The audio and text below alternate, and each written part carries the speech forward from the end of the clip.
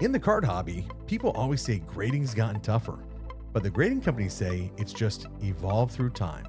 So tonight, we test the time travel of grading.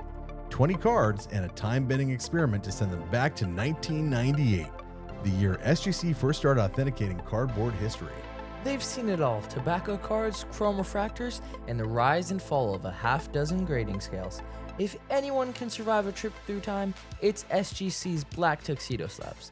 So we're literally time shipping our cards back to when grading required clipboards, magnifiers, and a dial-up internet. Seems risky. That's why we didn't go alone. We partnered with the bulk submission engineers at GotBaseballCards.com, the same team that pre-screened our cards for gem potential and handled the entire mission. They're basically our time travel control center. If these slabs return safely, we'll know once and for all whether grading really was better in the past, or if Gem Mint 10s only exist in another parallel timeline. Let's rip!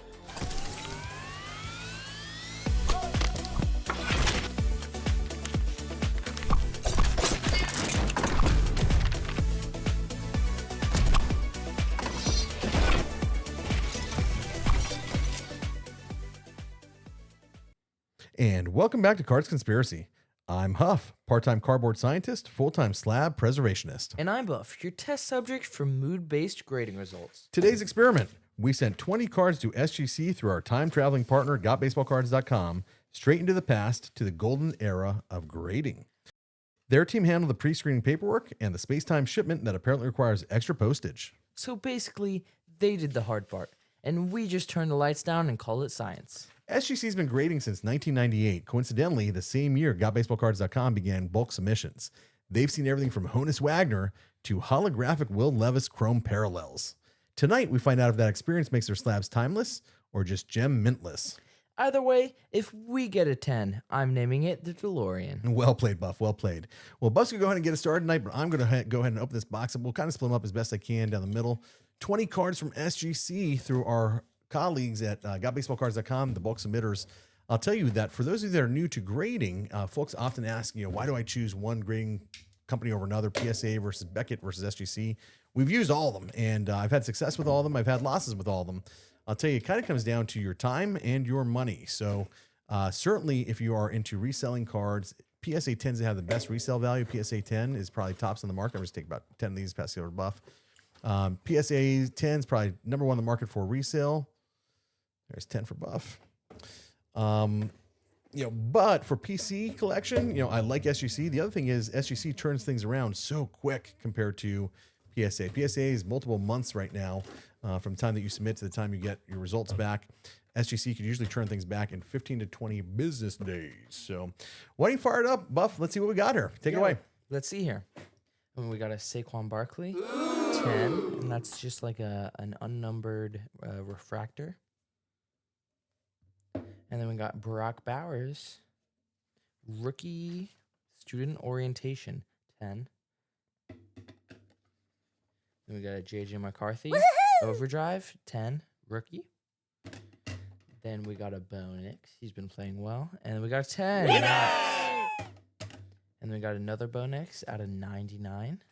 And we got another 10. This hype card is so cool. And then we got a Jaden Daniels. New recruits, 10.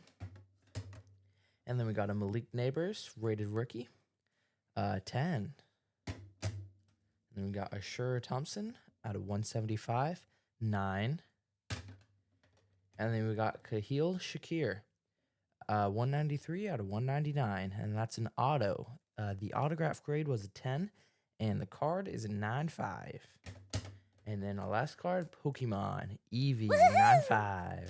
And Buffy, just remind me, one of the benefits of SGC grading is they automatically grade the autograph if it's a 10. Mm-hmm. So no extra charge, no upcharge. PSA, you have to pay for dual grading. Takes a little bit longer to get that if you're going that route. Yep. Beckett is kind of a mix. I think you can pay a couple bucks extra for auto grading. But SGC, again, has a lot of benefits here. They've been around for a while. So before we turn over to me, tonight's episode is brought to you by Grade to the Future, the infinite resubmission service. Have you ever sent a card for grading and thought, that should have been a 10? Then stop complaining and start resubmitting with Grade to the Future. We specialize in cracking your slab, repackaging it, and sending it right back through the time-space continuum until someone, somewhere, finally gives it the grade you deserve.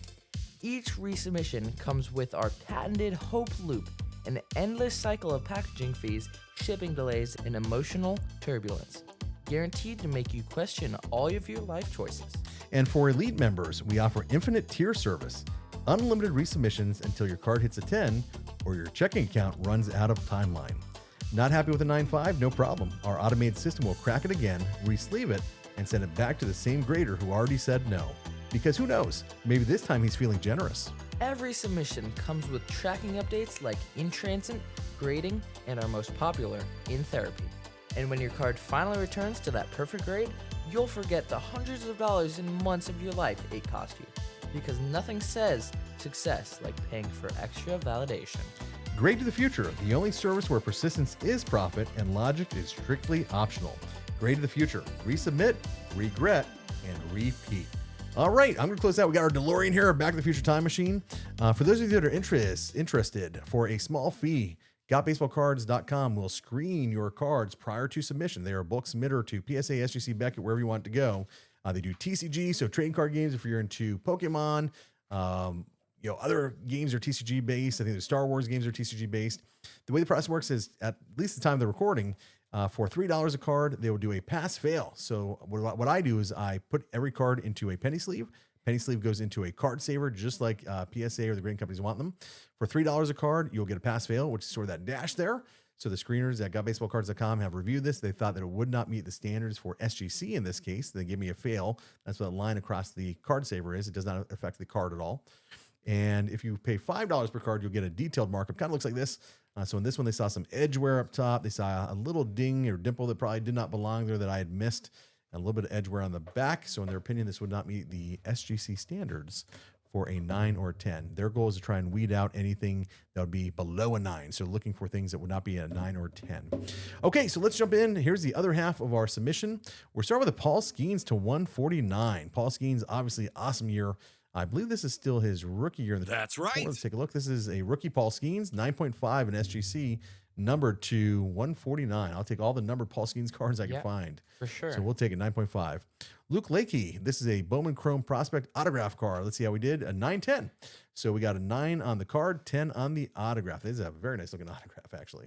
He's got a great looking auto. I hope he keeps that. It is. This is a first Bowman from the Iowa tight end, Luke Lakey. Another Bowman card. Over to Talon Green, Arkansas quarterback, and we got a 9.5. This is on a very cool yellow to 75. It's number 58 out of 75 for the Arkansas quarterback. Great looking card, yellow refractor. Yellow, it looks like cracked ice if this were painting to be cracked ice.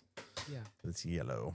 Let's see, we have another Bowman card. Sarah Strong, basketball player from UConn. We got 10. Woo! This is on the Black Wave refractor. Sarah Strong on the SGC 10. All right, here we have a Patrick Mahomes, the second Mahomes. This is on the Zenith football. I like these inserts. This is the behind the numbers insert. So number 15, see matches there. We got a PSA 9. So this is, SGC 9. These are a little bit thicker, so always a little bit tougher to grade the thicker cards. It's hard to keep these things perfect. You get a little bit of wear on the edges, a little bit of corner damage. So not a surprise there, but still in good shape with a SGC 9 on the Patrick Mahomes. We got Caleb Williams. This is on Phoenix to 125, number 11 out of 125. Caleb Williams having a pretty solid season so far.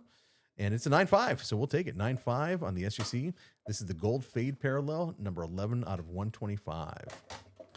Up next, we have Roki Sasaki. This is the LA Dodgers pitcher. And LA Dodgers have just won the World Series this past week, so congratulations to them. Rookie card, 9.5.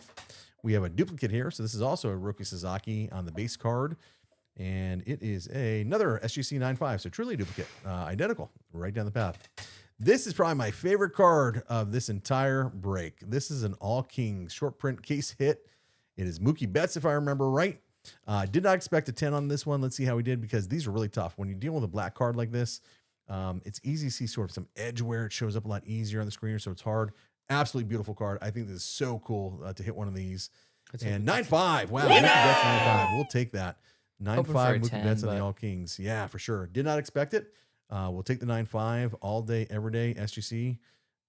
Great card here. And last but not least, from Bowman University's best football, Will Howard, prior quarterback of The Ohio State University. This is a Will Howard autograph card. I believe it's numbered Oh, fantastic. We got 9.5, 10. So 9.5 on the card, 10 on the auto.